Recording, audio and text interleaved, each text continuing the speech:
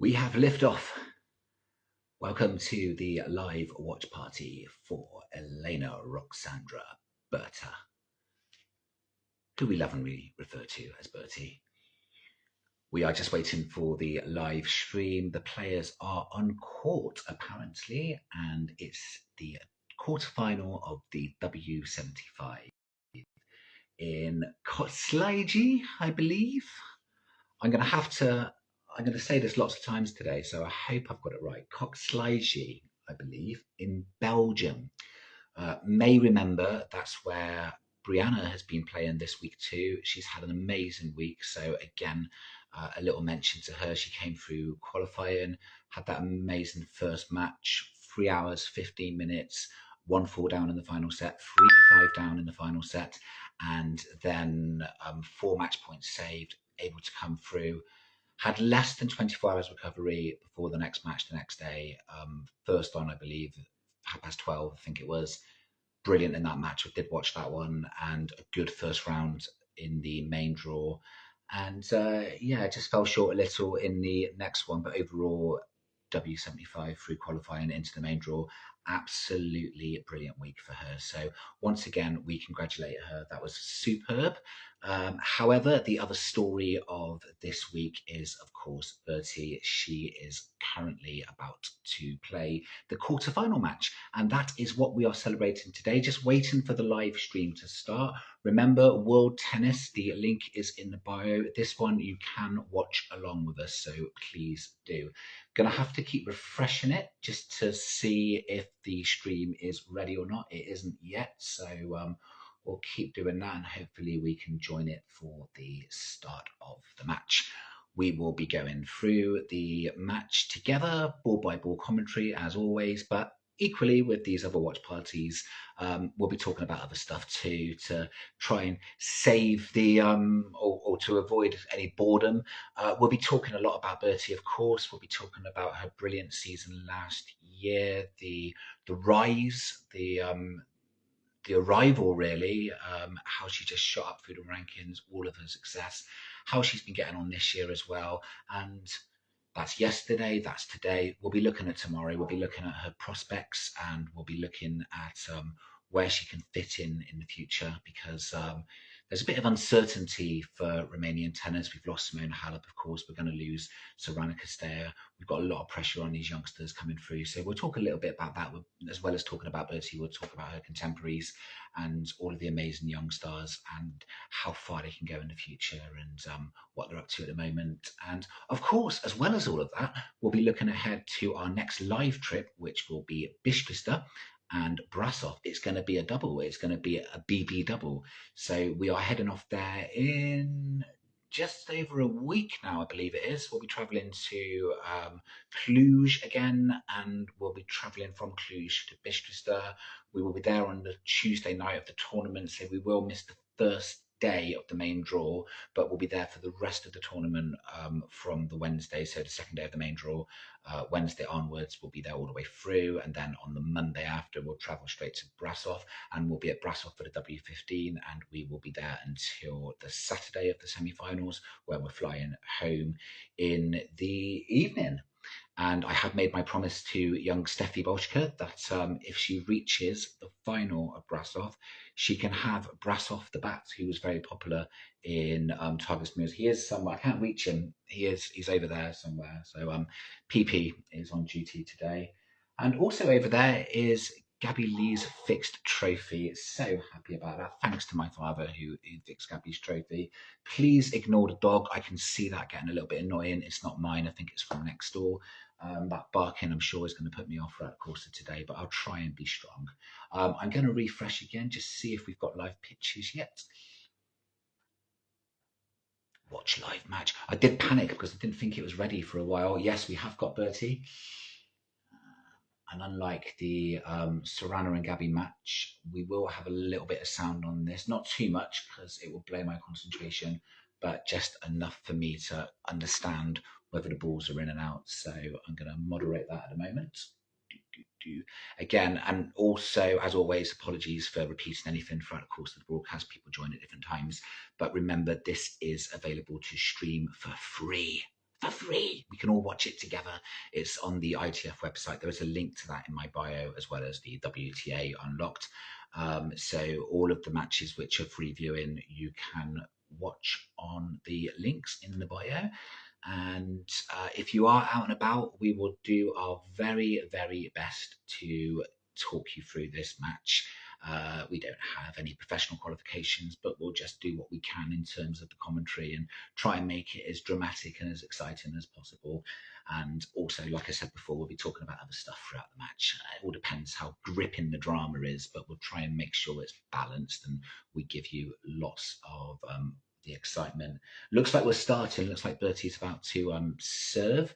A word on her opponent. She is a Spanish player, and Mintegi de Olmo. You may recognise that name because we did a watch party for Miriam Bulgaroo a few weeks ago, and it was the same opponent. Sadly, beat Miriam. I was quite impressed with her. It's that one where Miri started really well, and it just faded away a little bit throughout the course of the match. But I was very complimentary to de Olmo, particularly in her defensive ability. So that's something we're going to have a look out for today as she faces Berty and Bertie's mighty forehand.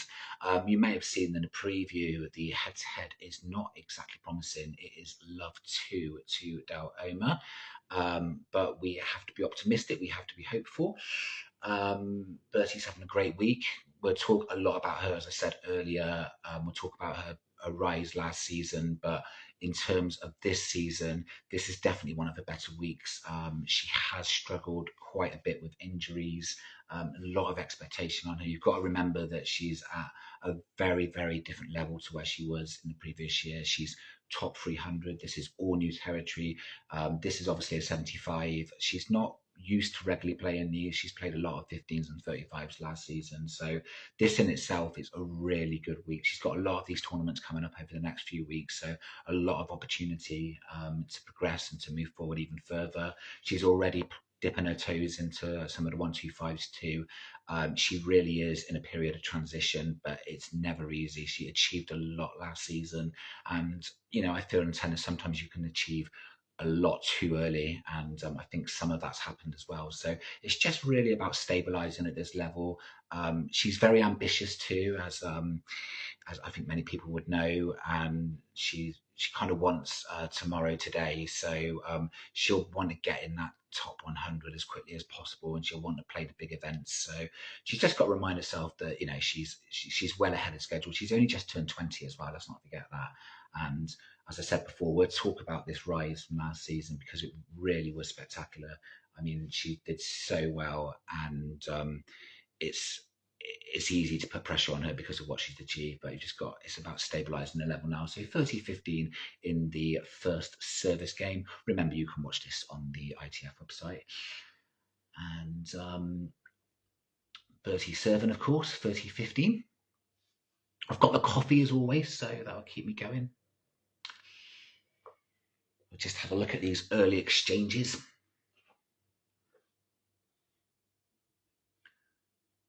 Let's see how she gets on with this point. This is the first serve going out wide. So a little bit of pressure here. She want to put in a good shift behind the second serve and just try and assert her authority in this service game. Goes out wide again with the second. Opens up the court with the forehand. Mentioned de Olmo's defensive capabilities, and as I said, I talked a lot about that in her match with Miriam in the watch party we did a few weeks ago. So she's holding strong at the baseline there and forcing the error from Berty, who is unfortunately under a little bit of early pressure now at 30-30 in the opening service game. So yeah, she's going to need some first serves in these very early exchanges. Never want to go down an early break in a big match like this. Goes out to the tee this time. Controlling the rally with a backhand. De Olmo attacking with her forehand, going cross court and then shooting one down the line. She's going down the other wing as well now. Bertie's strong with her defensive abilities with the backhand, going cross court. She moves forward towards the net, slips one in. Oh, yes, cheeky little sort of half drop shot there as she approached the net. Olmo does get to it, but Bertie gets her with the passing shot after. Oh, and that was an exciting exchange there between the two players, so it could be juicy. Early evidence saying this one is going to be competitive. Competitive? It's not, because that's not a word. This one is going to be competitive, and we've already seen some good skills on display from both players. So Bertie looking to hold here now on game point 40-30. Another serve goes into the tee. I think that might have been a let, so I think we've got to take the first serve again. So I've got no excuses today. I do have the sound up, but not too loud because it would be a little bit distracting. A little bit like that dog barking next door. Goes in with the same first serve into the tee, and again, Olmo looking quite strong with her defensive shots from the baseline. She's mixing up between the backhand and the forehand. Like Bertie herself, she's got a strong attacking forehand, but she goes a little bit too much on that last one. It goes well long of the baseline, and we have held. So early signs looking good. I think this is an opportunity now to top my coffee up. There we go. Is it going to be a long? That's the thing. You never know.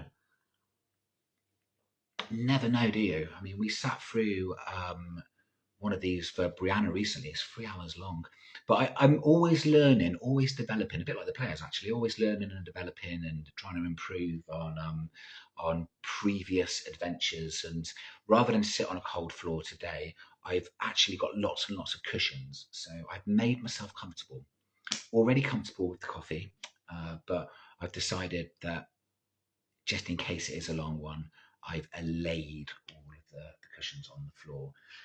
And we are awaiting for Olmo. We're going to have a look at her serve now for the first time in this match. Bertie has just held. We are in the very early stages of the opening set. This game has just begun.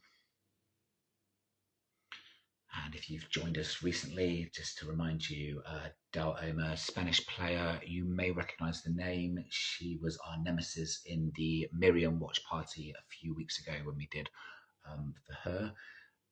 She is a decent player. The run of form's not been great recently, but one thing I remember from the last match where we saw her was she was a good defensive player, and she's already tested Bertie in the first service game from the back of the court. However, as I say that, she's gone love 15 down on the opening service game. So let's have a look to see how she gets on here. Remember, you can watch this on the ITF website. The link is in the bio. I keep saying the ITF website. It's World Tennis now, isn't it? Rebranded, but I believe all of the original, in fact, I know all of the original website addresses still work, as Olmo misses the first serve. So she's already under a little bit of pressure in this quarterfinal. I think the wave of the arms in the air, which you may have seen in the background, it just confirms that that was a double fault. And we have got a little bit of pressure on our opponent now. So this is exciting, very early on, only the first couple of games. But already Bertie is on the prowl. Love 30. Can we sniff a bit of blood here? Can we get something out of this? That first serve does go in, and we've opened up another exchange, and we're going forehand to forehand, but Bertie's just asserting a bit of control into the rally with the backhand. She's going cross court there, putting it into play. Nice bit of variety from our player. Again, she is, yeah, a lot of this rally is forehand to forehand, but it's one straight too many as Bertie tries to go for the backhand down the line and misses. So Olmo is on the board in this service game, but still under pressure. So it's 15-30 on serve in the second game. Still danger waters for her, though. Let's see how she gets on with this one.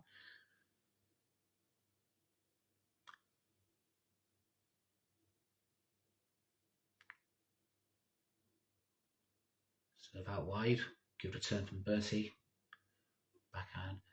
Oh, that's lovely. Again, she's got going inside out of her forehand going down the line, and it's a bit too powerful for Daloma, who forces the arrow wide of the tram line there. And now it is 15-40, so we have 2 break points in this second game. Let's just see how she gets on here. Another first serve goes down a T. Another exchange opening up. Berty really stepping in with the forehand attack as well, and another return from Daloma has gone long of the far baseline, and we are a break up already. This is excellent news. So there's a little bit of pressure in Berty's first service game, but she's got through those early stormy weathers, and she's responded brilliantly by breaking her opponent in the next game. Now for the moment of truth, can she consolidate it? Can she have a stronger first service game than the previous one, and maybe get a few more first serves in? Just put her foot down. Be nice to sit down at the first change of ends with a 3-0 lead, and that's a good first serve as she opens up the service game. Is too much for Daloma, and we have gone 15-love up, so early signs are promising.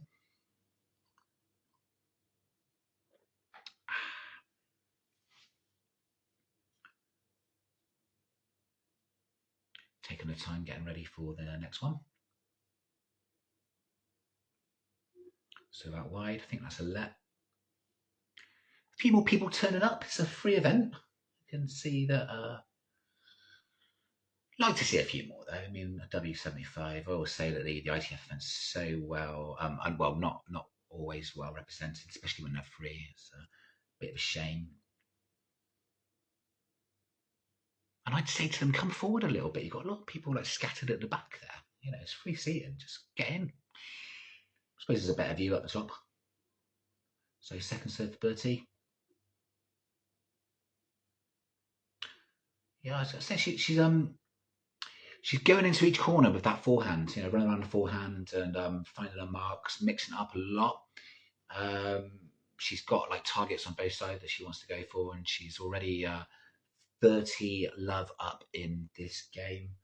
Talked about how well Daloma was defensively when she played Miriam the other week, but we saw a few early signs of that. But at the moment, and again, very early days, fingers crossed, flippers crossed, but she's struggling a little bit with the pace and the weight behind the shots, with which Bertie's serving up on her forehand. So yeah, she's pushing her up on the back foot quite a lot. We're a couple of points away from consolidating that break, and meaning that we'll be sitting down with a 3-0 lead, which will be brilliant, but still work to do. Believe that's a double fault. Should have shut up then, shouldn't I? So it's 30-15. But still looking good, still doing well. Just gather her thoughts, you know, get her focus. Hold on to this nice rhythm. It's a good start from the Romanian. Something's bothering Daloma. I don't know what it is. She's pointing to the court. I don't know if there's something on it. One of the line judges has stepped forward. The umpire's got down and gone back up again. So initially I thought it might be something to do with the court surface, but I don't know if it's an animal, perhaps a dead rat, who knows. But whatever it is has been dealt with now as Bertie goes to serve at 30-15. And it's a big serve out wide again. This time the length's good from Daloma. She does find Bertie's baseline, and we've got another exchange here. Daloma defending well with the backhand. She's moving forward again, but retreating back. And now it's Bertie with the backhand defensive shots. And so neither player really going for it in that rally, but it was one too many for Bertie, who forces a cross-court backhand long, and it is now 30-30. So quite a tentative exchange, that one. Both players putting the ball into play. Good length from both sides, finding the lines, but no player really sort of forcing the issue, not wanting to take the chances, go for the risks, and kind of cat and mouse point, really. And it was unfortunately Bertie that was the mouse in that one, because she ended it with the unforced error. She's serving now for 30-30. That one's hit the net cord, but I think it's sailed long too, so I think this will be a second serve. So a little bit of pressure. Good serve down the tee though. Opens up the court. Big cross court forehands. And now it is, oh, that was unfortunate. That was unfortunate. It was Del Amo doing the attacking with her forehand. One of her shots did clip the net cord though. It landed on the other side, took the flight of the ball away a little bit. Berty did get to it, but wasn't able to do much with the ball after it had been stopped by the net cord, and it resulted in an error. There was acknowledgement from Del Olmo putting a hand up, apologising for what had happened, but it's break point now for the Spanish player. Oh, and she's fine. She's found the line there perfectly. Yeah, it's a cross-court forehand.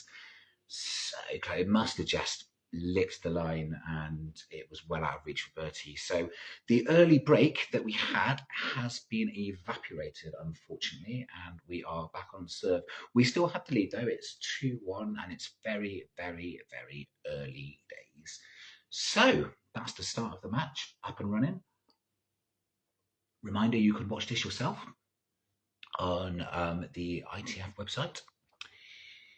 And you can feel free to correct me if I'm saying anything wrong. That wasn't her backhand, that was her forehand. Open your eyes. Well, try my best. So much to talk about as well throughout the course of this match. Let's talk a little bit about Bertie, because Bertie is now 20, and that was a few weeks ago now, wasn't it? But just highlights how young a lot of these players are.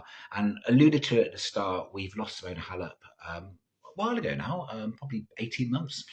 And we've been talking about Sorana Castello all year, and quite rightly too. She's been absolutely fantastic. It's the best season of her career, and unfortunately the final season, but she's just been amazing, really. But we are reminded, and again, it's getting a little bit emotional now, because we are entering the final third of the season. We are rapidly approaching the last of the 4 Grand Slams, which will be Sorana's final Grand Slam, the US Open. So that's going to be emotional in itself, and then it's a few more months left of the tour until we say goodbye to her. So it's been, the blow's been softened because she's been so magnificent this year. But yeah, I think as we get nearer towards the end of the season, the emotions do start to come in a little bit. And it was desperately sad to see her lose in Toronto the other night. It was a surprising one. I wasn't massively surprised by the result, because she has been injured, and she was playing Maya Joint, who's found a little bit of form recently. So on paper, it was never going to be as straightforward as people may have thought. I was surprised at how well she started and how that dissipated, though. I think that was a little bit disappointing, but it's understandable. You've got to remember, for as brilliant as Sorana is, and has been this year, she's still human. So, I felt the emotions and the demons did creep in a little bit in that match. She was never able to find a consistency. I think she was conscious that she wasn't playing her best tennis. I think both players were, to be honest, and it just had an impact on how the match panned out. And she never really, there were some great moments in it, but she never really was able to recover her form and play as well to the very high standards that she set. But I don't think it's cause for panic. I mean, she looked physically, she looked okay. I think it was mental more than anything, and she just needs to. She's doing the doubles, so do support her tonight in the doubles with Mira Andreeva, and get a few wins with her, maybe even a title. Head off to Cincinnati, go again. I don't think it's anything to worry about. I just think it happens. It does happen. There's highs and lows in tennis all the way. So we are back with Del Olmo serving. It's 1-2 on serve, 15-15. And we are going to, we are keeping an eye on this, of course, in the early exchanges of the opening set. Bertie has already had a break, but it was quickly cancelled out, unfortunately, in the next game. As they say, it's only a break once you consolidate it. Always the way. So she's getting to work on Del Omer's serve in this game now. So it's close so far. Both players really, I get the impression, still testing the water, sticking their toes in, trying to suss each other out. I don't think there's a nice bit of variety from both really. They're mixing up how they're playing. There's a bit of conservativeness in the rallies, as I said. We saw on the other point where the arrow was forced from Bertie, but equally there was another point where she was stepping in with a forehand and being really aggressive. So um, yeah, I think both players are really sort of feeling each other out and just trying to see where the opportunities may lie, trying to get a grip of each other's games and, well, more importantly, their game plans and how they go. And I was going to say that was I was going to say it was a good drop shot from Dal Omo there, but it wasn't really. I mean, the execution and the timing of the shot itself was good, but the way it landed, it wasn't perfect. And Bertie got there in plenty of time and punished her for it. So we do have 2 break points now. And it's 15-40 on the Del Omer serve at 1-2. And it's going to be a second serve as well. So Bertie will be licking her lips here. A good opportunity to reassert her authority to get the break lead again. Returns with a backhand into the middle of the court. Again, we're going backhand to backhand, but Delta is stepping in, lining up the forehand down the line, which Bertie does get, pushes her well into the corner, and she's not going to get there, unfortunately. So the first break point is gone, but we do have another as Bertie marches to the other side of the court, ready to receive this next serve. Still hope, still a chance, still a possibility of getting that early lead back in this set, reasserting her authority. Because you get that feeling, as I was saying now, one player just needs to get this by the neck in the early stages. And that's where the bravery's gonna come in. And that was a great backhand return from Del Omer. For a moment, that's why I went, ooh. For a moment, it looked like it was going to sail along, but she found the bottom of the corner of the court perfectly. And that landed beautifully for Juice. So she's still under a little bit of pressure. We've got to go again. We've got to keep on her toes, keep standing on her shadow, so to speak. It's a good serve wide, but a good return for Bertie. Very, very ambitious drop shot from her. It's a cross court with a backhand drop shot, and it lands beautifully, so close to the tram line. But that was done absolutely amazing from Bertie there. She's stepping in as well, and just really released the drop shot on the back of like a cross court with the backhand, and it just landed. It was a lovely, lovely bit of execution in the end. It came from nowhere too. That's basically telling Dal Omer how to do a drop shot, but unfortunately not being able to capitalise. We're back at Juice.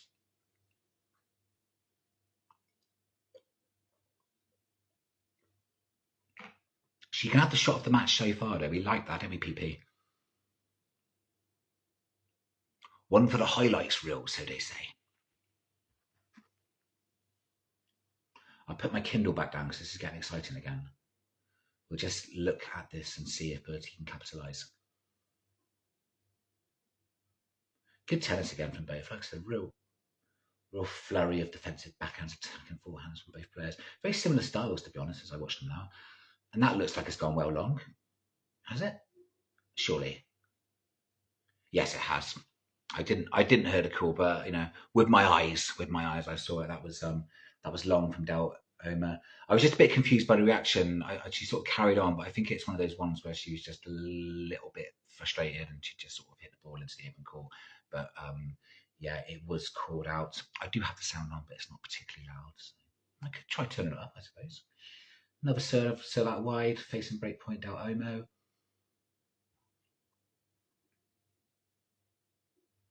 Brilliant tennis from Del Omo though. She's targeting the juice corner of the court and putting pressure on Bertie. She went there twice there in that exchange and just forced Bertie out of position. So She's yeah, as I said, they're both playing well. This is turning into a bit of a critical game. Very early days, of course. It's 1-2 on serve. It is deuce. Deloma is serving, but she has already saved a couple of break points. If you've not long joined us, Bertie did have an early break straight away, but it was cancelled out immediately in the next game. Very, very close. We're only a few games in this first set, but some good tennis played by both players. We're getting lots of long exchanges too, and as I say that, there's forehand which has gone well long from Deloma of Bertie's baseline, and we have yet another break point, which I think is the third in this game. So is it going to be third time lucky, PP? It's exciting, isn't it? It's one of the. We hope it. I hope it stays like this. 2 sets would be nice though. We don't really want to sit cross-legged for free, even with the cushions. So let's see how Deloma is going to get on here. Seems to be serving out wide every time on the outside, but it's effective. First serve goes in. There's another long exchange from both players. Again, Bertie stepping in with the backhand now and trying to force the issue, which she does, and she is met with a very long unforced error from Deloma, and we have the break again. We are 3-1 up. The early advantage, which was cancelled out earlier, I'm saying early too much, aren't I, has now been restored. We are back in charge. So once again, though, history repeating itself. Does lightning strike twice? Bertie will have to consolidate this break and give her that sizable 4-1 lead. So again, even though she has the advantage with the knowledge of the earlier break being ruled out immediately, there's still a little bit of pressure in this service game. So good bit of focus, lots of big first serves, hopefully. We've got early exchange here. Again, slightly tentative, but awkward forehand cross-court return from Bertie on that exchange there, and it goes well long. I think she lost her footing a little bit. I think that might have been what forced that error there. Just again, one of these more tentative rallies. She didn't really seem comfortable from any point, so she's now serving at love 15. And she's missed the first serve, trying to go out wide again. So let's see how she gets on with the seconds now.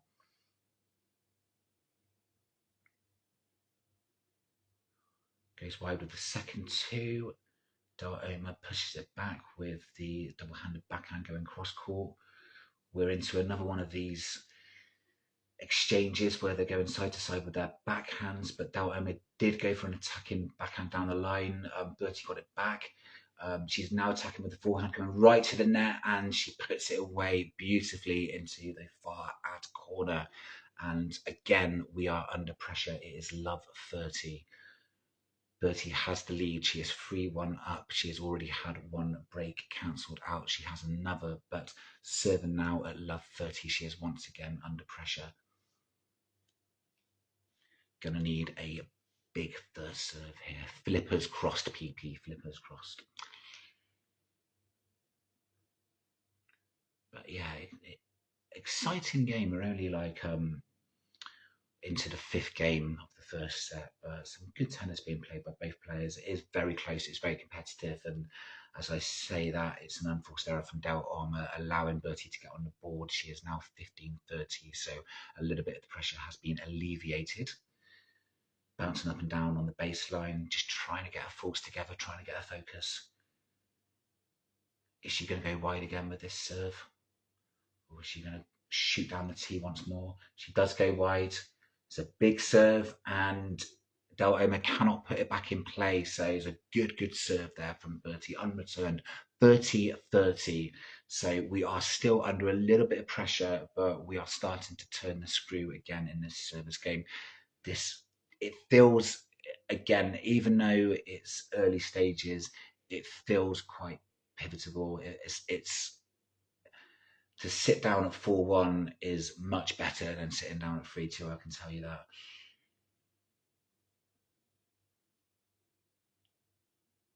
Again, they're both going forehand to forehand now. Olmo seems to be targeting both corners of the court. That's another beautiful drop shot from Berty, though. Absolutely brilliant. Reminiscent of the one from earlier in the game, I think it was, but this time on the other side. And it's so beautifully disguised. It's like an approach, and it's a cross court with the backhand, and she just almost like lets the trigger go at the last minute. It looks like she's coming in. It looks like she's going to drive or she's going to volley, but she doesn't. She switches it, and it's a cute little drop shot. And it was a mirror image of the one from earlier, which PP and I said was the point of the match so far. But she did exactly the same thing on the other side of the court. It was absolutely perfectly executed. Really, really, really clever play from Bertie. Same trick twice, and it worked. So it's game point now. Second serve. Elena puts it back in play again, going backhand. Bertie's had enough days. She's trying to go big with the forehand now, trying to attack. Defensive reply from Elena finds the line. She's all over the place at the moment. She's zooming from side to side of the court. Now she's stepping in once again. Yeah, and she's got the winner. Yeah, good movement, very good movement from Elena there. She was turned defense into attack there. She was getting pushed from corner to corner, and she stepped in, got herself to the net, and it was a big forehand into the open court, and she's cancelled out that break point. So sorry, game point, I beg your pardon. So it's Juice still got a little bit of pressure now. This is an exciting game, and it feels an important game too. But I'm still going to turn away and pour my coffee.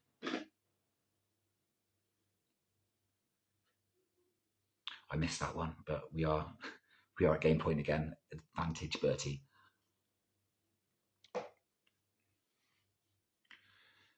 So yeah, one big serve here, one big point, and she can sit down happy because this is a really, really close set. It has to be said. And if you weren't with us earlier, we've already had one break and we've seen it being chalked out straight away. We've got another break now. We were love 30 in this game, but Bertie's done so well bringing it back to Juice and now to game point. And we're into another exchange. Elena playing really, really well, especially from the back of the court. Both players are looking sharp on both wings. They've both got good attacking forehands. I mean, we know that with Bertie anyway. She's got a great forehand. I love the shape on her forehand. It's amazing. But yeah, it's a very sort of similar styles we're enjoying. They're both, as I said before, they're both still a little bit tentative, testing each other, trying to work out what the play is on both sides, when to attack, when to move in. We're seeing and as I say that now, Bertie's stepping in, getting into the forecourt, hitting the forehand. She's retreated back to the baseline now, so that shot made it. And that return from Elena, the backhand cross court, has gone well long. So once again, we have a game point. Yeah, it's lovely to see both players are trying to get themselves to the net and trying to force the issue, but they're not doing it recklessly. They're sensing when to step back, and they're not trying to go for every single point. It's not all out attack from either side. It's a bit like a chess match really, this one. So it's a lot of good tennis and a lot of variety, and a lot of intelligent play from both players as Elena goes for a big backhand down the line, which Bertie cannot get back. She nets the return. So we're still at Juice. Oh. Will we ever get out of this game, PP? I've got to go back to work tomorrow. Come on, Bertie. Juice once more. 3-1. We are in the first set. We have the early advantage. We did have a break earlier, but it was cancelled out immediately.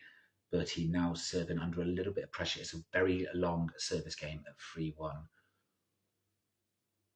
And if she's able to hold, she will sit down super happy with everything that's happened in the first 5 games of this match, which is a very, very close match. Both players playing extremely well.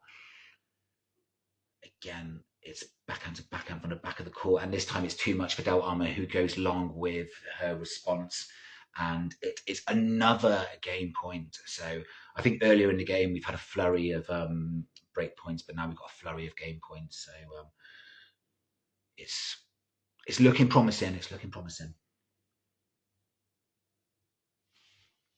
I might be wrong then. It's such a long game. I can't remember. I think it was just one break point that she faced. Doing her a disservice there. Sorry, Birds. But again, we've had so many game points, so many opportunities to put this to bed. Let's hope that she can do it on this one. Oh, and that's made it, is it? Yes, it has. Big serve out wide. It was an ace, found a line. There was a little bit of hesitance from Bertie after she hit it.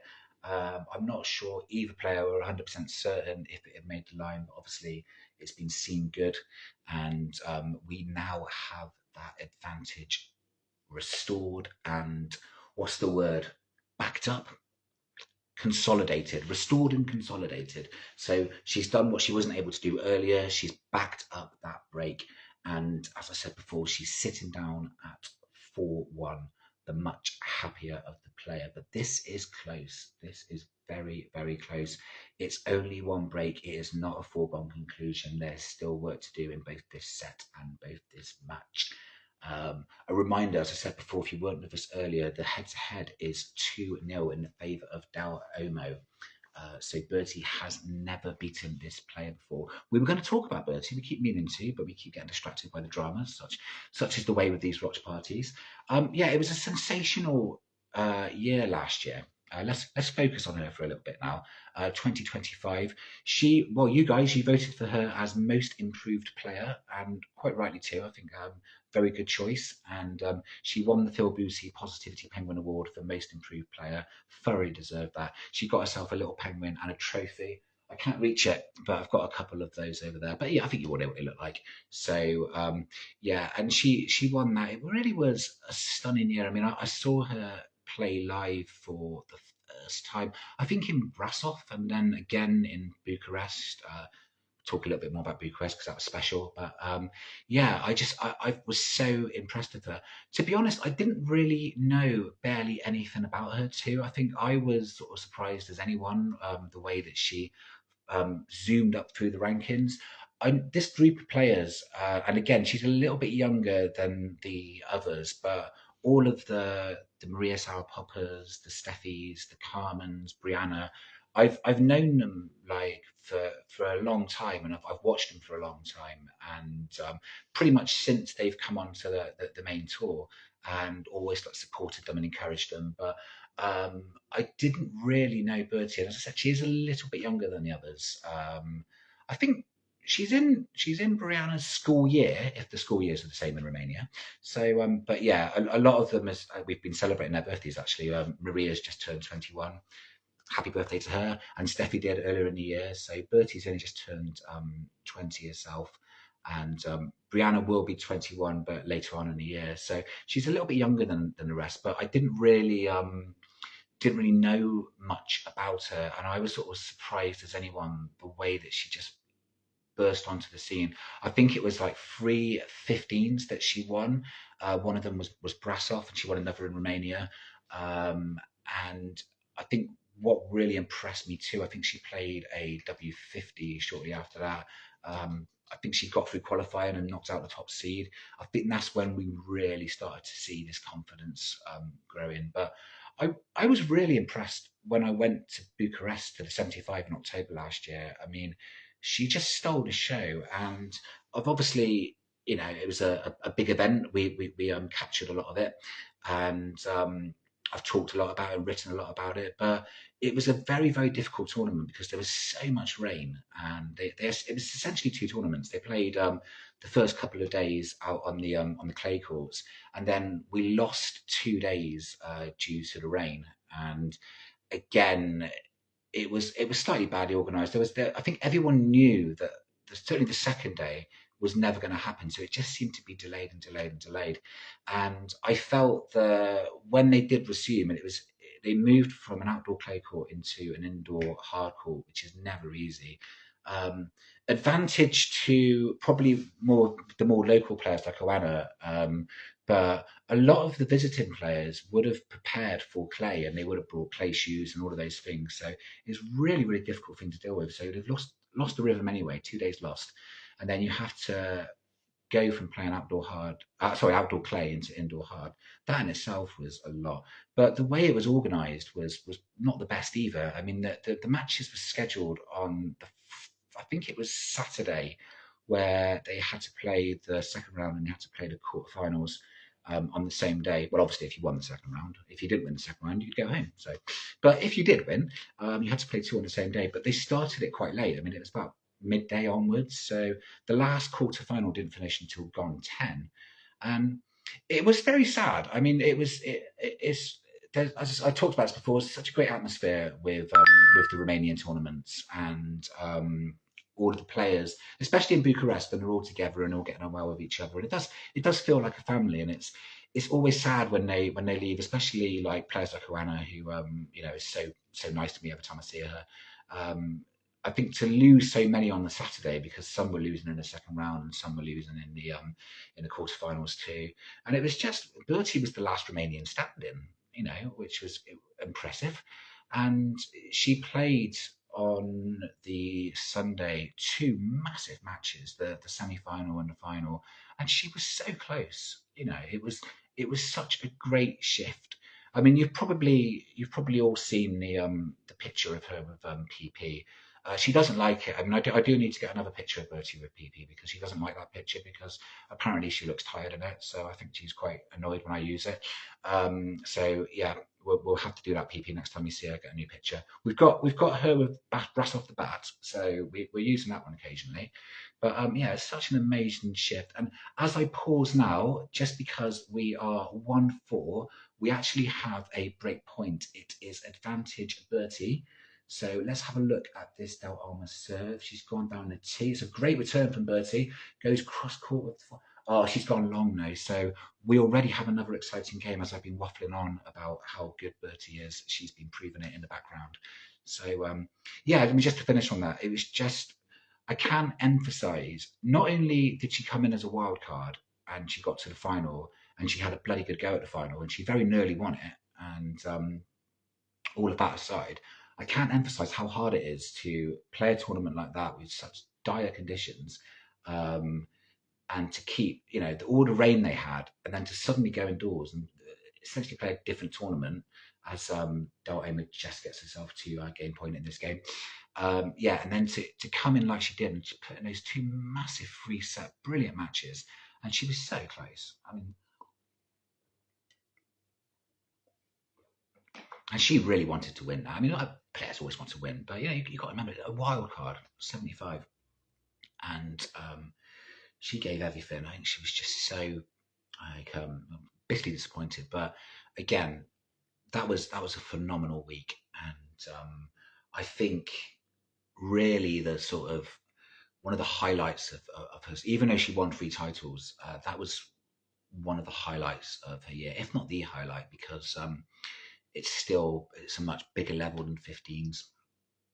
All titles are amazing, and they're all an achievement. They're all, the 5 or 7 matches of great hard work. But yeah, it was a super week, and I just think there was so many factors which made it even more impressive, and it was because of the conditions, because of the change of court, and I just saw, a really strong, intelligent, and talented player that week. So I thought she was. So I didn't see much of her in Brasov. I watched a little bit of her play, but in Bucharest, I think pretty much watched all of the matches, and she was so impressive.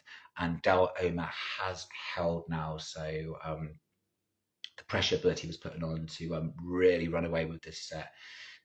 She's still got a little bit of work to do. She's going to be serving at 4-2. She is up a break. If you've not long joined us, she's had a couple of breaks. The first one was cancelled out. She had to really fight for the second to restore it. She was able to do that. It was a marathon game. In the last game now, under Del Olmo's serving, she's applied a bit more pressure. She's manufactured a few more break points, but Del Olmo has held on, and Bertie is serving at 4-2 in this opening set. But and as I draw my attention back to the screen a little bit, she's definitely looking the better player. Now, I talked about how close the early exchanges were, and they really were, but I feel that that was a bit of a tired return from Olmo, and I think she's starting to show a few signs of frustration. So really important as Bertie goes for a big first serve down the tee, but it does go long. Really important that we can get another hold here, and just reminder that we're in charge of this match and we're in the driving seat. Second serve goes out long. Yes, definitely not looking the same player as she was earlier.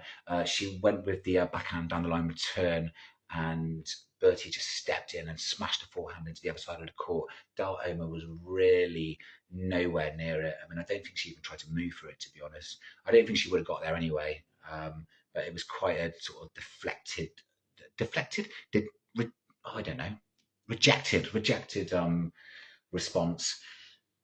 And she's not looking the same player from earlier on, because earlier on she was bouncing around side of the court. You know, she was moving so well. She was defending brilliantly. She was looking for opportunities to get to the net whenever she possibly could. But it's just looking a little bit more tired from her side of the net. And Bertie has quickly gone to a 40-love lead. This to take her to 5-2. Oh, I was going to say, it's another bit of magic drop shot. I mean, this is a slightly different one. It's like a backhand slice that she's done from the baseline, and yeah, it just executes it perfectly. And again, if you weren't here earlier, we've had three absolutely cracking drop shots from Bertie, all very different. Well, I say two of them were mirror images of each other, but the first couple of drop shot winners was almost like an approach. It looked like she was going towards the net. It looked like she was going to drive or she was going to volley, but it was just a perfectly disguised drop shot, which just landed on the other side of the net and just tucked in next to the tram line. And same thing. It was a mirror image of that drop shot a bit later on in the set on the other side. And now we've just seen a third one, which is like a slice backhand from just behind the baseline, and that one landed perfectly too.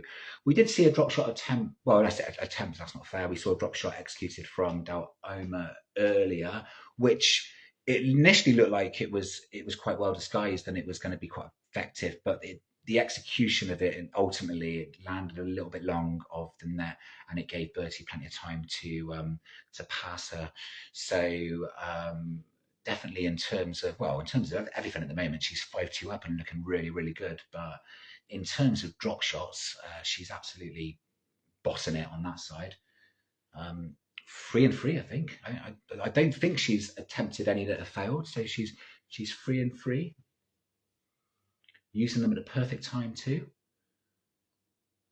So we are at the eighth game of this opening set. Bertie is now well in charge. She is 5-2 up. Daloma is serving under pressure. And I think as I say that, that's a double fault.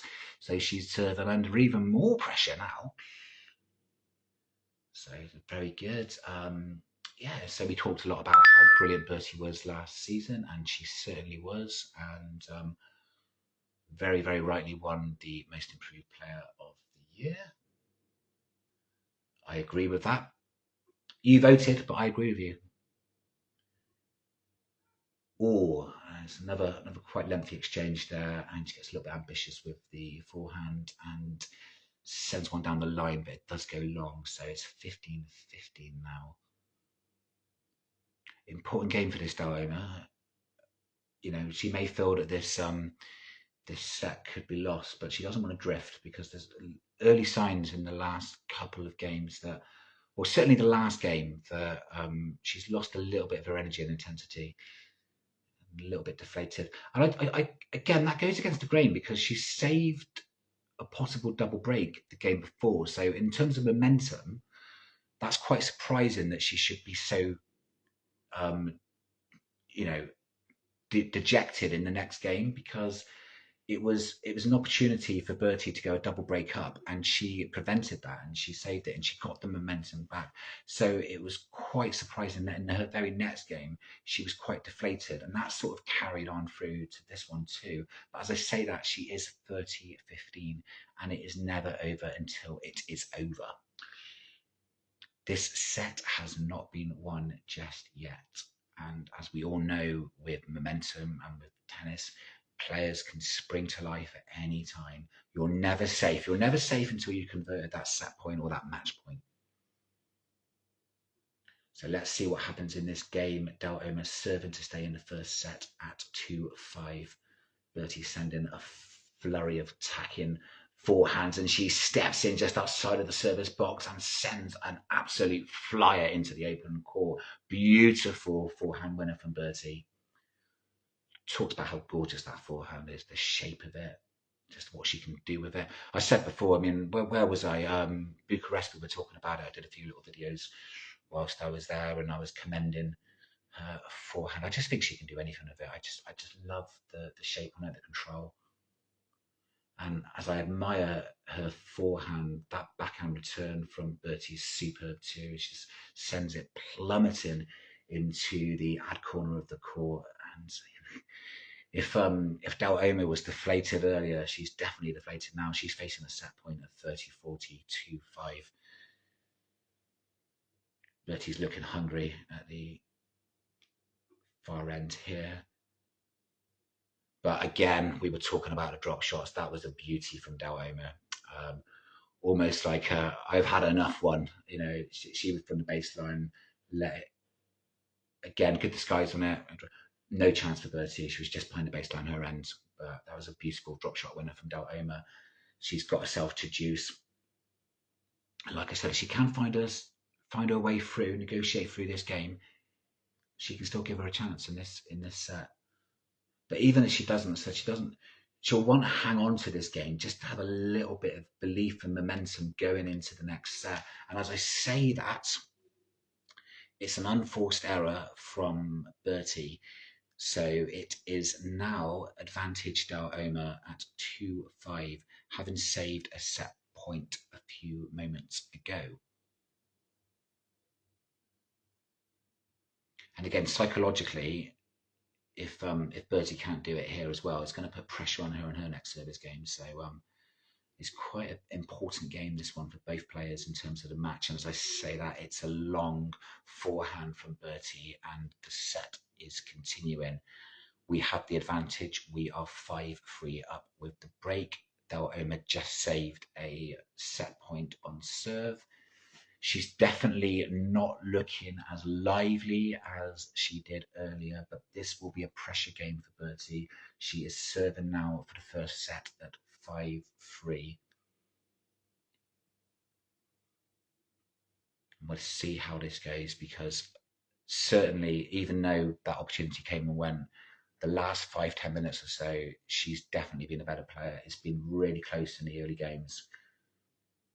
But I think we're seeing a little bit more life to Del Olmo, a little bit more movement. I think she knows that, it's now or never in this set. So, again, she's piling on a bit more pressure. She's moving better than she was doing in the last few games. She's forced an error from Bertie into the net, and she is at love 15. So, nervous times, PP, nervous times. Bertie serving at love 15, 5-3. Serving for the first set, misses the first serve. Come on, champ.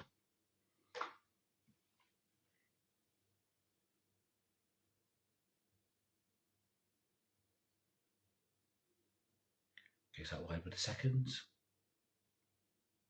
Launching her famous forehands at her opponent from the back of the court. Again, moving side to side. It's all forehands now from Bertie running around. It's another drop shot attempt from... Oh, she made that.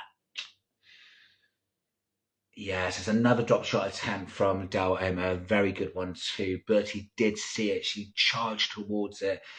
She sent her return flying, but it has gone long. It looked very, very close. But we are love 30 now as we are serving for the opening set. So the pressure is on. We did have that set point earlier. How much of that is going to play on her mind as she just gathers her thoughts again? Goes to serve at love 30, 5-3, set number 1. And that's going to be a let. Crushes into the top of the net, but does drop into the service box.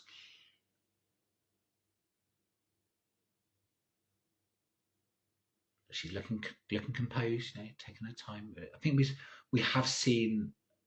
I mean, that missing the first serve is not going to help, but we have seen a good focused display from Bertie this match. I've been impressed with the body language. Be some tight moments despite the scoreline.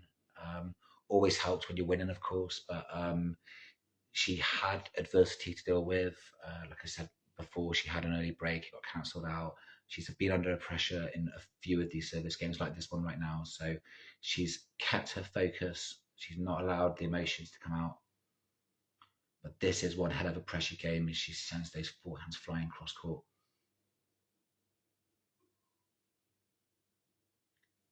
And now she's moved on to the backhand side. She's going backhand to backhand cross court with Del Olmo. It's a long rally, but it's an unforced error from Del Olmo. Good control point from Bertie there. Attacking with the forehand initially, running around the forehands, side to side, then switching to the back. Both players going backhand to backhand. Too much for Del Olmo in the end. Error goes flying, so now we have a little bit of respite. We are 15-30. We are serving for the first set at 5-3. Serve's been called long. Pressure on the second serve. Still not out of words, 15-30. Not an easy scoreline. Goes for the body serve, and that's a beauty. That's too much for Del Olmo, who sends her reply well long.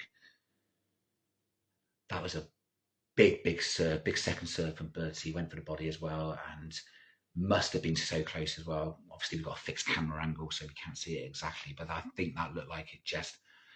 Oh, it looked like it kissed the line on that one, so she landed that perfectly. Really good placement, and it just pushed Del Olmo well long. She didn't have much of a chance, but that was a really good and brave second serve under pressure. So serving now at 30-30, 5-3, 7 for the first set. Misses the first serve again. Just regrouping, ready to go again.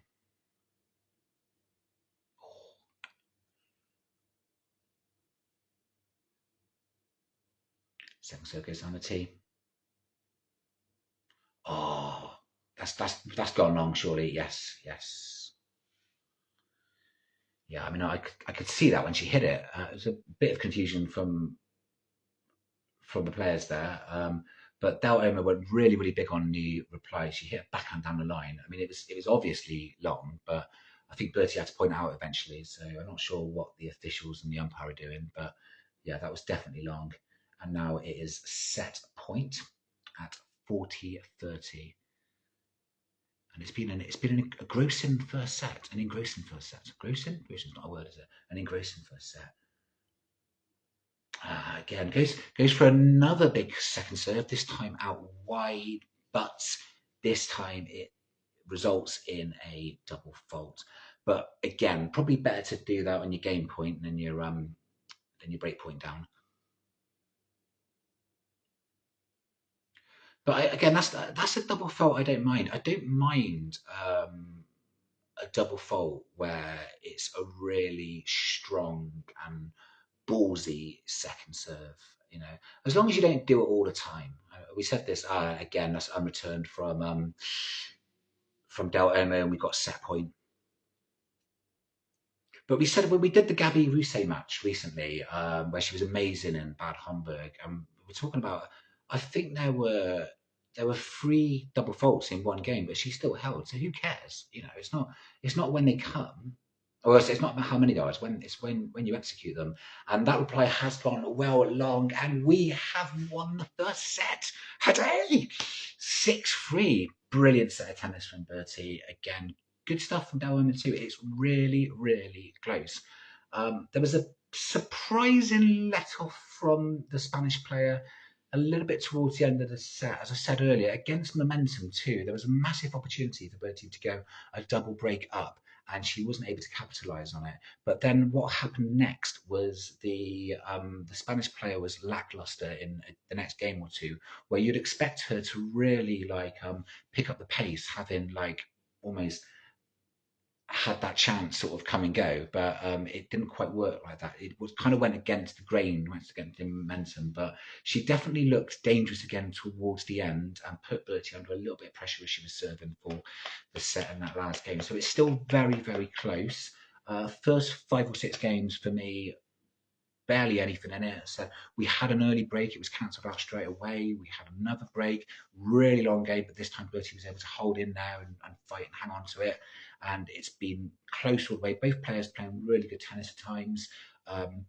Both mixing it up. We've seen some lovely drop shot winners from both players too. They're both looking strong on both wings. They're defending well with the backhands, and they're attacking really well with the forehands too. They're very similar types of players, and they're playing good, intelligent tennis, and they're thinking clearly about their shot selections and when to take chances, when to take risks. It's been a really, really good set of tennis, to be honest. So yeah, it's not a foregone conclusion. I felt overall Bertie was the better player, and she definitely was the better player in the last few games. But certainly the first half of the set, there was nothing in it. So this is not a foregone conclusion. She's definitely shown she's capable of winning this, but it's a long way to go. You haven't won anything at one set up, and don't forget the head-to-head is love 2 against. We were talking about double faults, weren't we, PP? Yeah, there's a guy at our club who always hits 2 first serves. There's a few players like that anyway, but it's annoying when you forget because the first serve bang misses, and almost like naturally you step in for the second serve. Oh, let's have a crack at the second serve, but it's another first serve, isn't it? So it goes straight in your face. But yeah, risky. But yeah, I think a lot was made of. With that match with Gabby Russo, a lot was made of the double faults. But I just thought in Bad Homburg for the whole tournament, I thought she was so ballsy on serve. I really did. I think even the numbers might not have been consistent, but she was taking really big risks and she was backing herself to do so. And it was coming off more often than not. She was working really hard behind the second serve. The first serve, when it did come through, was really effective, and she was using it for pretty much a serve plus one. She was opening up the court and smacking in the winners, and it was a really good play. I think the problem with the semi-final was she was almost like trying to execute a same game plan, but not able to do it against a much sort of different opponent. I think it was Mukova, wasn't it, who was the eventual champion. But I think there was a little bit of frustration in that match because she played so well in the previous one, and she was trying to reproduce the not just the level but the game plan. I think she was struggling to do that as much. But yeah, as I said before, it doesn't really matter if it's the wild double faults where I always find that usually if your first serve misses by so much as well, you just get one of these really crazy ones where it just goes 50 miles out. That always puts the pressure on the second serve, and that's normally where you get your double faults coming in. But if you go for a close one, and as long as you're in a relatively safe place in the game score, there's nothing wrong with risking a double fault to go big on the second. And also it sends a message to the opponent like I'm going to go for this. And the other thing is, if your second serve, and this is the hardest thing, is trying to be conscious of the numbers whilst you're playing, but if your second serve is under so much threat anyway and you're rolling it in and you're getting punished every single time, it's almost like part of you's thinking you're going to lose this point anyway, so just bloody go for it. And yeah, that's what I admire. So I don't mind. I think a lot of people make a big thing out of double faults, but it's probably because I'm used to double faults. But no, I think it's worth the gamble. I don't mind going. I don't mind having a double fault if I've really gone for the second serve, because it's the risk you take, isn't it? So and yeah, it's not how many there are; it's when they are. I mean, if you go for it on break point or set point, and then you're an enemy. It's your fault in many ways, but there's nothing wrong with taking a risk. It's all about percentages. It's all about percentages and risks. How's my coffee getting on? Now, this tournament here in Belgium, right? Koksijde. my thing of just saying it really quickly, so if I am saying it wrong, no one notices. But it's bizarre. There was the match earlier. We talked about Brianna. She had a great week here as well. Unfortunately, lost yesterday, but so well. On this main court here, it's all okay, but they're watering the court, okay. But I think it was on the other court. They had sprinklers. I'm not sure how many, maybe 2 or 3 sprinklers on the court. And I'd never seen this before. This was bizarre.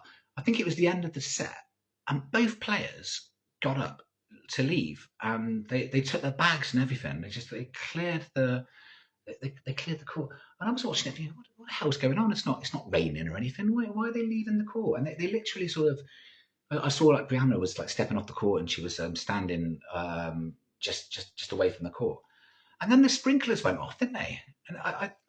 And it was confirmed after, but that was the reason that the sprinklers sprayed off automatically, whatever court, and the players had to get off and take all of their possessions with them so they could spray the court with these sprinklers, which I just thought was crazy.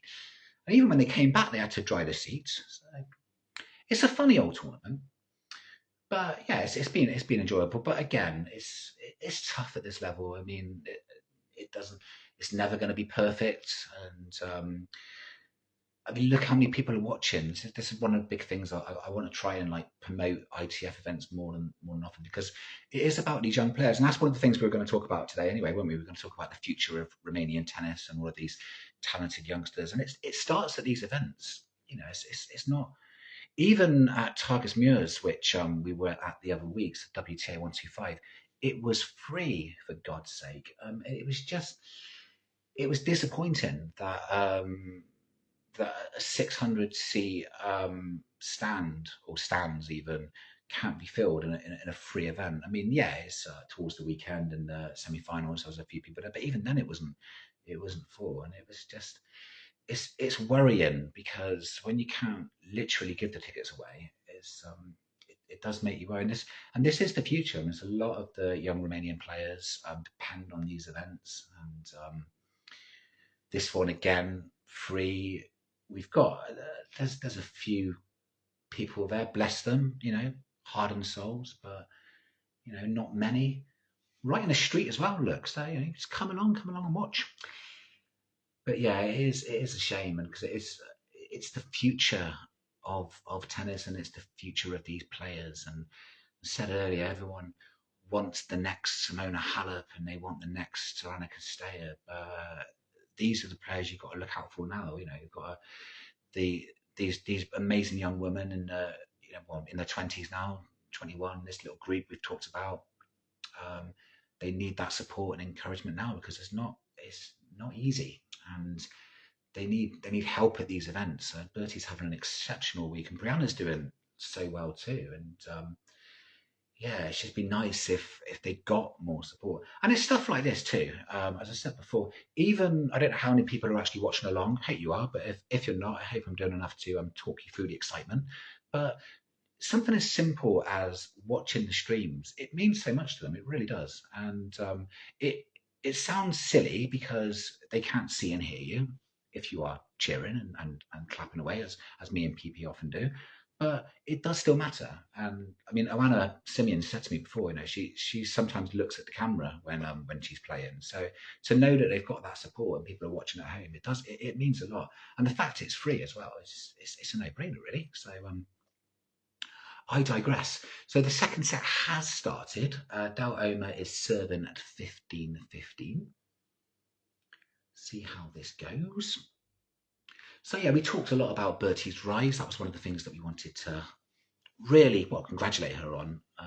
And just, again, this year's been what they term in music terms as the difficult second album, really. And I think the thing you've got to remember is, I alluded to the fact it is a much higher level earlier on too. She has had quite a few injuries too, and that does kill the momentum, that does kill the groove. But when you're winning 15s for fun one year, but then you're playing a lot more 75s, and you're playing quite a few 125s as well, qualifying and whatnot. It's a different schedule. It's bigger tournaments. You're not going to have that same consistency because you're stabilizing at a new level. So I think people have to be patient with Bertie and remember that. And I do think, I remember when saying that with 15:40 up, so I'm going to shut up a moment and just see if we can get an early break on the cards. And we have, because Del Olmo has gone well long, and there is a hitting of the ball away in frustration with her racket there. She goes down an early break, and Bertie's looking very, very strong now. We are 6-3 and 1-0 up with the early break. Super job, super job. Look how excited PP's getting. Wow, still got a bit of coffee left as well. What was I talking about? Yes, consistency. She's racing to the baseline. Love it.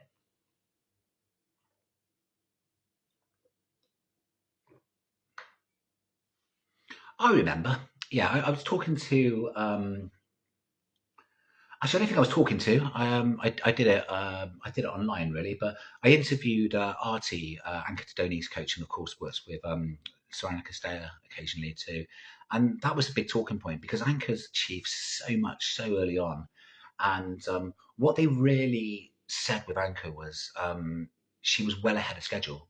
You know, they always believed that she was going to break the top 100. I think the talent was always obvious, and the progression and the development was clear from like an early age. But I think what happened was she did it much quicker than I expected, and then it all became about managing the schedule, and that's what they've tried. She's got such an amazing team behind her. Again, the same team that worked with Sorana Castella, so it's a brilliant team of people that she's got with her. But even then, with a carefully managed schedule as they've done, there's still been quite a few injuries. So it's so difficult because you're elevated into this whole new tier, and you're not used to it, and you're not used to playing these bigger opponents in these bigger tournaments, and it's very difficult to adapt. And but again, we wish Anka well, and it's good to see that we've seen sort of footage of her hitting balls, which is amazing, and we hope that we do see her soon. Said many times, she didn't play very much last year, but when she did, she was amazing. She won 2 125s, and I think got to another final as well, which was just incredible. Just such a talented player, and we just wish her good health and hope that when she returns, we can keep her healthy and she can keep that consistency going because she has got so much talent. Unfortunately, we're love 40 now as Bertie is again trying to consolidate an early break, just like she did in the first set. So Del Olmo is still buzzing around like a determined wasp. Just see these points out, see if we can escape from the jaws of death, but no, we can. Bertie drives the backhand return into the net, and the early break has been quickly cancelled out. She's been broken to love. So the second set started quite exciting, but there's still clearly a lot of work to be done in this match.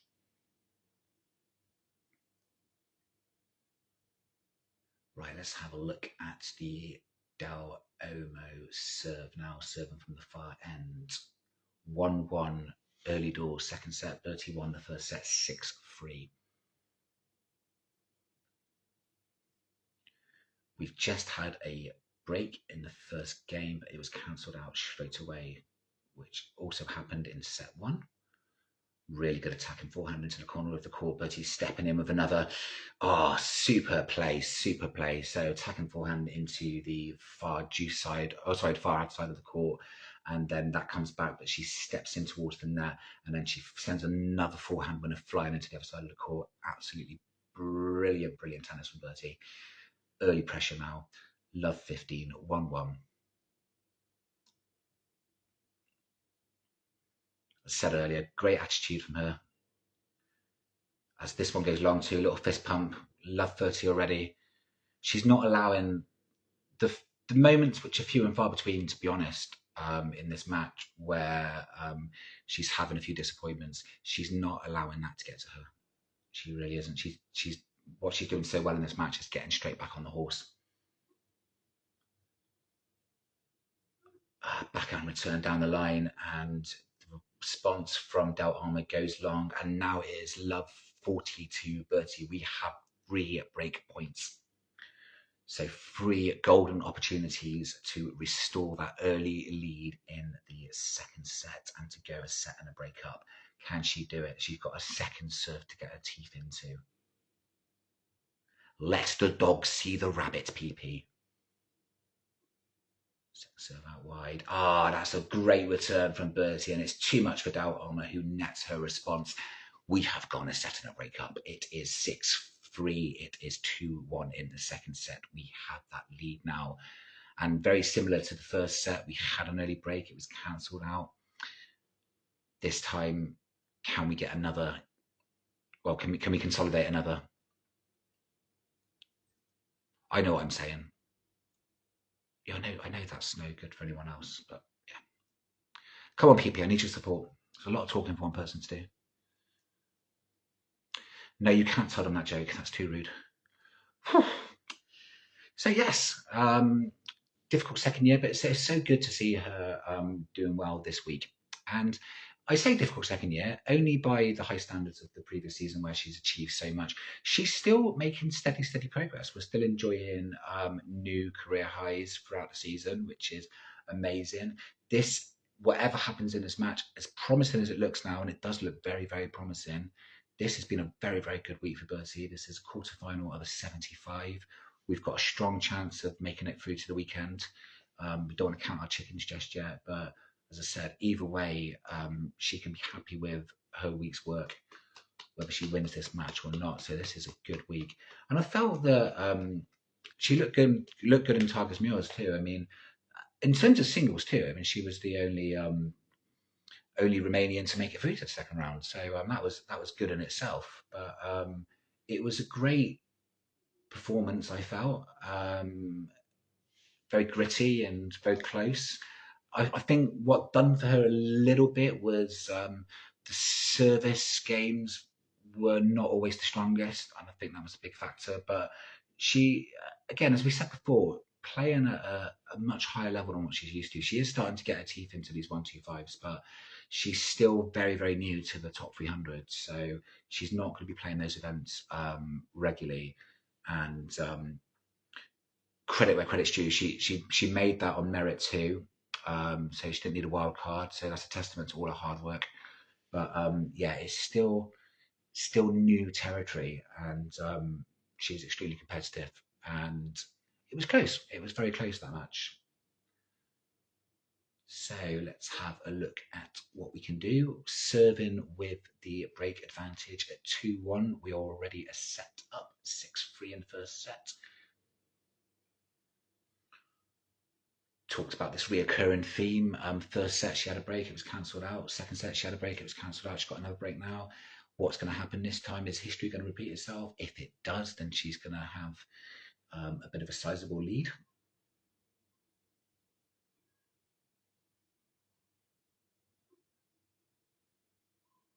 I say Elena, who is at this end of the TV at the moment, I'm still looking at her thinking that the early intensity from the first set, certainly the first few games, isn't quite there, but she's still very dangerous. I mean, she ended that point with quite a ferocious backhand down the line winner, but I'm just looking at her movement now that she's this side as well, and yeah, it just seems a touch off the pace from earlier. Bertie goes for a really, really big forehand cross court, well wild, and we are now 15-40, so facing 2 break points. So we had that really good winner from Olmo, as I was trying to make a case for her not playing as well as she was earlier, and now she's starting to put so much pressure on us. And then it was a wild unforced error from Bertie, now 7 under pressure at 15-40.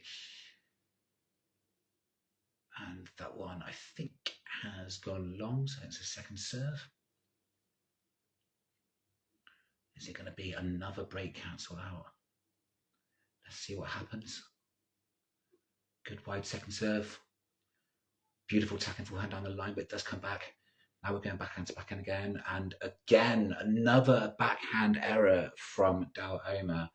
And there is a finger wagging. I don't know if she's talking to her coach, perhaps, saying, why the hell can I not stay in these backhand exchanges? She's made quite a few of those cross-court backhand long errors. But again, great work from Bertie, mixing up the play, going from, well, almost like from attack to defence, really. Not effective enough with the attacking forehand shot, switches it up to the backhand, and draws the error from Olmo, which has been some quite reoccurring play in this match, to be honest. But it's another good backhand down the line from Olmo. She is cross court again. It's another backhand to backhand exchange. But now Olmo is going straight through the middle with the backhand. Bertie switches it with an attacking forehand. And now it's Bertie's turn to go long with her backhand. And that is another break. We are on serve, however. It is 2-2. So there have been two times that Bertie's been up a break in this set, and it's been cancelled out. So similar to the first set. Job still not done. But yeah, I still think as Olmo serves now, I still think a little bit of that pace has just gone. It might be that she was just playing so brilliantly at the start that it's tough for it to sustain. But as I talk, she is moving really well again, and it's another backhand down the line winner. Which, I say winner. Bertie does get the response, but she nets it. But yeah, she stepped in there and hit another beauty down the line. So we got strings to it, but it ended up in the net. So it's 15-love, 2-2. Bertie with the first set, 6-3. Good serve down the... Oh, no, I say good serve down the tee. It's been called out. So it will be a second serve for Olmo. Serving on serve, 2-2. Goes wide. Great return with the backhand from Bertie. Cross court. Another attacking forehand. Cross court. And now it's Bertie's backhand to Olmo's forehand. Bertie doing all the defensive work from the back of the court now. Olmo coming in, charging in. Needs to... Oh! Charged in with an attacking forehand at the net. Bertie got it back. She went in with a rather soft volley after that. Again, Bertie held strong and she got her with the pass ultimately. So Olmo got herself to the net. Good time, good play, probably the right move, but she just was not able to do enough of her shots when she got there. When you get to the net, you've got to kill it, otherwise you are a sitting duck. That is exactly what she was there. She had two opportunities to put the point to bed. She wasn't able to do much with either, and she got passed for it. It's now 15-15 on Olmo's serve at 2-2. Bertie with the first set, 6-3. And surely that one's gone long from Bertie. Yes, it has. The determined shake of the racket from Olmo is confirmation of that. Serving at 30-15. Exciting to see. So all the way through this match, I mean, there's been a few rather glaring errors from both, but overall the tennis has been really good from both players. Certainly one of the more exciting watch parties that we've done thus far. We can pick and PP. PP's picks.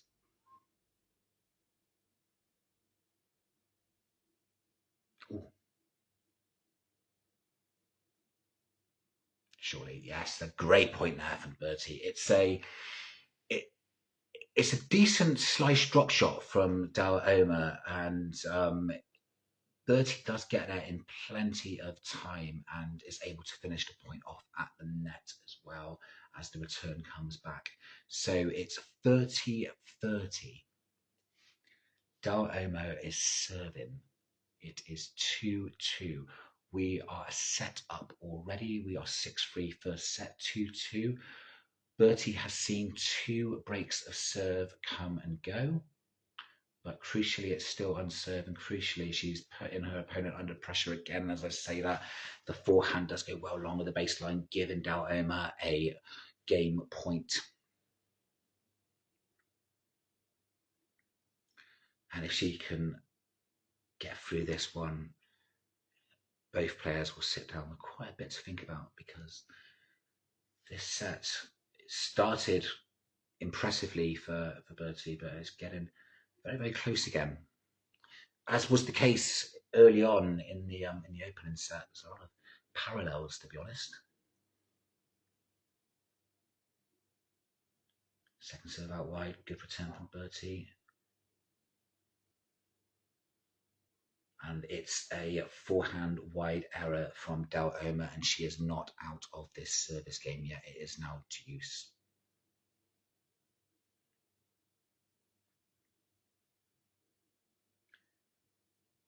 In terms of body language as well, so definitely a lot more negativity from Olmo. And as I said many times, just very, very impressed with how Bertie's kept her focus and her concentration throughout the whole match, really, because even though she's been predominantly in control of it, there have been moments of adversity she's had to deal with. She's had opportunities which she hasn't converted. She's had break leads which have been cancelled out a few times. She's never been like completely in control. She's looked mostly in control. As I say that, she's got another break point as Olmo nets.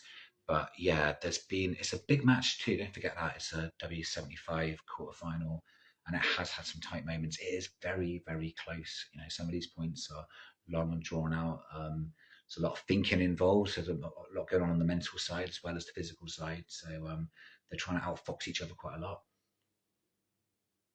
I think that serve's gone long too. So second serve break point. But yeah, I think her attitude's been really, really good throughout. We're not seeing any real sort of massive displays of emotion, good or bad, really. A few fist pumps at the great points. That's all you need, really. And that one's gone long. And again, talking about the difference between the body language, Olmo very annoyed with that. She sends the ball smashing into the net. Very frustrated as Bertie goes up another break. And I say, if anyone has joined recently, I say another break. She has only got one break, but the reoccurring theme of this set is she's continually going up a break and then being broken back. So we need to break that trend. And if we do, we're in the semi-finals, really. So fingers crossed on that. And it's been a mixed bag. I mean, so it's been a couple in this set. We've had a couple of breakbacks. One of them was a little bit lackluster for Bertie, to be fair. It was broken to love. The other one was slightly close. So it's not really been anything to be massively concerned about. We've got every confidence that she can ultimately hold her serve, you know, as this set goes on. It's not. I mean, I suppose in other words, she's serving well. You know, she's playing these service games well. So it's more a case of she's got a good competitor against her, and it's a very, very close match. So it's not really like she's disastrous on serve and she's crumbling or anything like that. I think it's a very, very close match. So every time that she comes bouncing up to the line as she's doing now, we've got confidence that she is going to be able to hold her serve. Can she do it this time? But as I said, got to be cautious, because we've had this a couple of times now in this set. We've had the break. The break's been cancelled out immediately. So serving at 3-2 with the break, set and a break advantage to Bertie. Can she get herself over the line in this service game? Oh, and that is a big serve out wide, big ace. And talked about the emotion, the fist pump. There was a little bit of a cry there, and quite rightly too, because that was a really good serve. And nothing better than winning your first point on your service game, especially when you're under a bit of pressure and you've been broken in the last couple. So that'll give her a lot of confidence, and she can back that up now, go to 30 love. She'll feel good. Serves down a T. Ball comes back down the middle. Backhand return. Attacking forehand from Darwin. That's a really good shot from her. Oh, great length from Bertie. She does find the baseline, but again, same pattern of play from Olmo is attacking forehand down one line, but allows her to attack down the other side too with the forehand, and she wins that point of a great winner down the line on the other side. So it's 15-15. Bertie serving with the 3-2 break advantage, break and a set up. Set and a break up, isn't it, really? Does it matter what way around you say it? I suppose it's better to say set and a break. And there's the big Bertie forehand that we love so much. And that one's too much for Olmo, who sends the response crashing into the net. 30-15. And this feels like an important game. It really does. Said that a lot today. It's just the way it's going, isn't it? I mean, I think especially when you have all these breaks and you see them cancelled out. It's nervy times.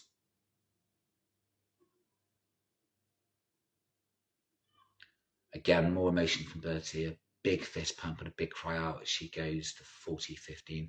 She knows that she wants to get a bit of daylight now. And I think she knows as well, we can hold here, and it's virtually the match. Just because it's still only a break, but just because of the way it's been ebbing and flowing, to give herself daylight for 4-2 after having those other breaks of serve cancelled out, it just takes her all closer to home. And as I said, that's a wild error from Olmo, and she is now at 4-2, set and 4-2. And this is going to be a massive service game for Olmo now, because Bertie is looking strong once more and she's starting to look determined. And this will almost certainly kill it if she can get Olmo again. So this is a big game here. Let's see how it pans out.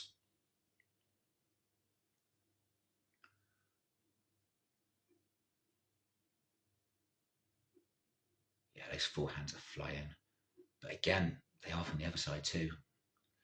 And it's Olmo again with that lovely little attacking forehand into the far sort of ad corner of the court. Bertie does get it back this time, but it just sails long. It's too powerful for her. And talking of powerful, here come the Bertie backhands. Yeah, it is very entertaining to watch. They have got such similar styles. Oh, that's an amazing shot from Olmo finding the line with. Oh, yeah, finding the line beforehand on the line, just clipping it. But Bertie manages to send a response back. She goes for another forehand on the line, but this one misses. So now it is 15-15. And it's a service game that Olmo will desperately want to win, just to give herself hope in this match, because she is a set and 2-4 down. Serving at 15-15. Bertie is looking hungry. She's playing really well. Both players are playing well, to be honest. It's a good tennis match. And this is one of many sort of long exchanges. And Bertie's stepping in with a backhand now, backhand down the line. She just edges into the forecourt, sees her opportunity, sees the door open, and sends an absolute beauty of a winner burning down into the corner of the court, and she takes herself to 15-30.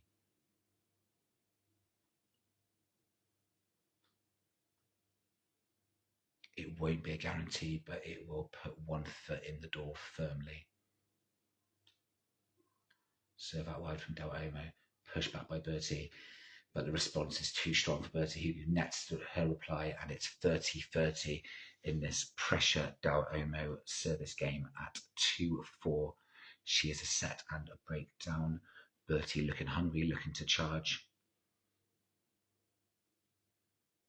She knows, I think both players know, a double break here will virtually do it.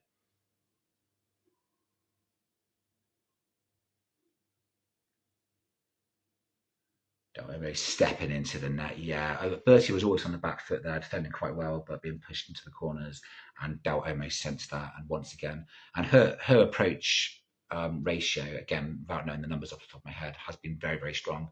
And every time she's She had a bit of an awkward moment with the drop shot and the volley earlier on, but every time she stepped in to attack with the forehand winners at the net, the drives, she's been 100% successful, and she did again then. So she pushed Bertie to the side of the court, went to the approach, went up to the net, and then smashed the winner in.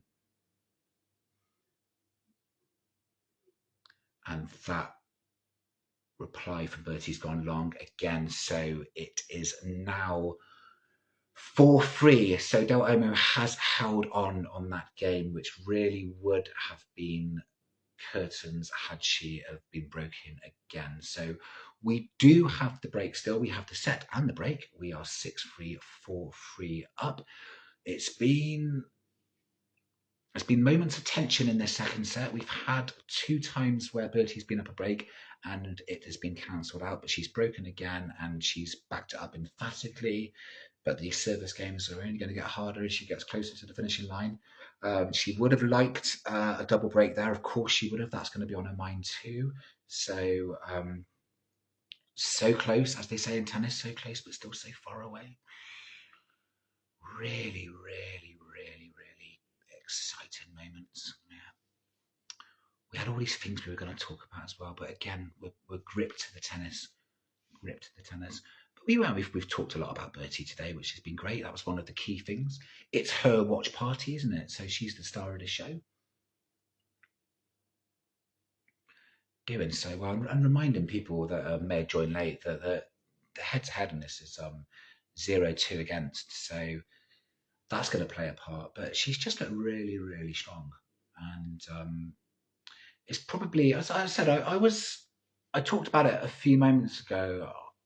I thought she was decent in Target Muirs. I think the serving was not at the best, but I think this is probably the best I've seen her play this year. I think it is a really good, consistent level we're getting from Bertie. So, yes, it's great to see. And again, quarterfinal 75. She's done well all week. Let's not forget that. Was it? I think Trevisan was the first round. Absolutely killed her. That's an experienced player that she's taken out there. She was amazing in that match. So it's like I said before, we're so close to the finishing line now, which is great. And we'll PP sending all of his vibes and all of his positive energy, and we don't want to start jumping up and down just yet, but. I said before, whatever happens between now and the end of the match, it's been an amazing week for Bertie and something that can really kickstart a season. And again, I say not been the greatest of years, but it's only not been a great year because the last year was so very good. She still had moments, but she's been injured. But she still made a lot of steady progress, and we're definitely seeing the player that we saw towards the tail end of last year for sure. I recognise it. I recognise that player from Bucharest, the 75 that I went to in October. It's really, really, really impressed with her level today. Because as I've said numerous times in this watch party, and I'll probably say a few more times before we finish, that she's playing a good opponent, and that good opponent is playing well as well. It's a really close match. And as I say that, the opponent that's playing really well as well has put in another unforced error of the forehand, along the baseline. And this is 40 love for Bertie at 4-3. She has the break, set and a break, 6-3, 4-3. Looking really, really good for this match now. And is it an ace to finish? It is an ace to finish out wide. Difficult to tell something. It's sometimes the reactions, it's almost like a little look at try and find a mark after, and you're never sure whether to celebrate or not. But no, that one looked good.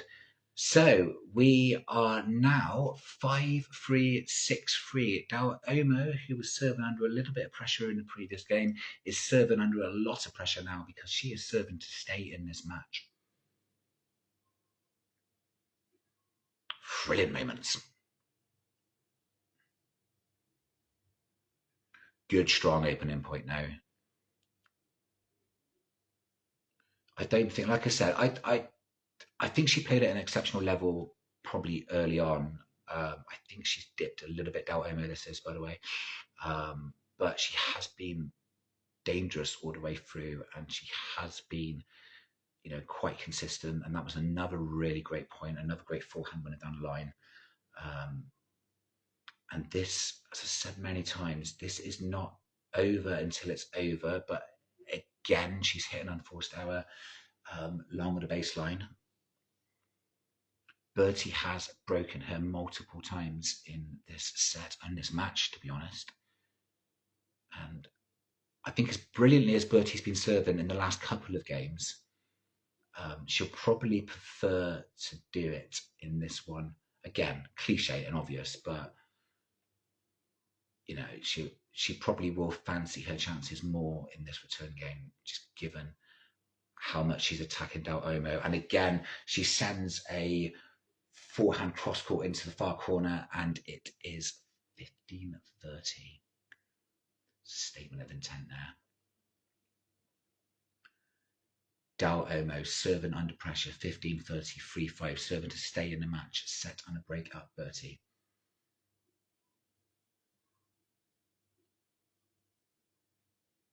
Serve goes out wide. It's another unforced error, forced onto that forehand, sends it well wide. We have 2 match points. Come on, Bertie.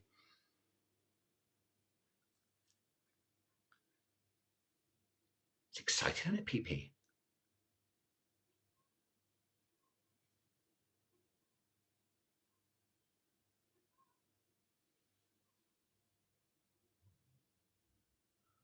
I should be talking now, shouldn't I? She's gone for that. Oh, my God. Oh, right. It was another long exchange there. And Bertie went for that famous, almost like we'll call it an approach drop shot. She didn't execute it as well as she has done with the previous ones. And Olmo was able to get there in time and to return the favour with her own drop shot and then finish the point off. So it is now 30-40.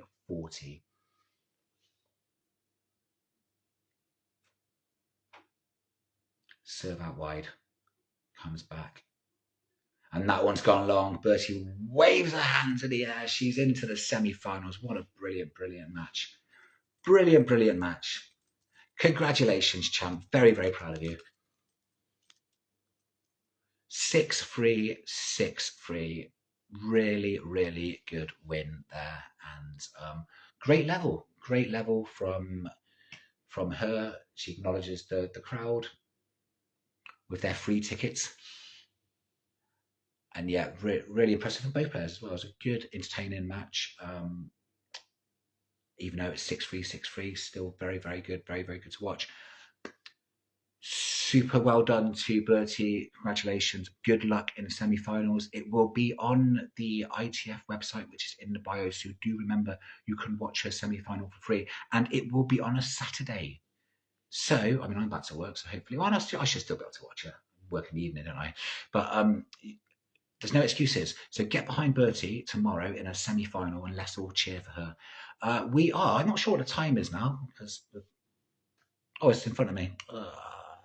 1:30. Yeah. We are going to do a double today. So if you've enjoyed this, in a few hours' time, we are going to do a watch party for Carmen Hiria, who is also in a quarterfinal in Southsville, I believe it is. So do join us then. That'll be in the next sort of 3 hours or so. Time to do a little bit of shopping first, and that PP.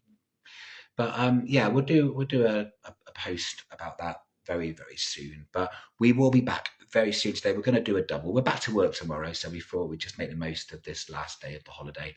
And we decided to do a double to celebrate 2 of our champs. Amazing job from Bertie. And we will do a live watch party for Carmen later in the day, which will be 6:30 in Romanian time, but there'll be a post following with that information. So thanks for everyone for joining today. Hope it was okay. If you weren't able to watch, hope we did her justice and we made it as dramatic and as exciting as possible. And again, we'll see you a little bit later, 6:30 tonight for Carmen Hiria's quarterfinal. Adios, take care.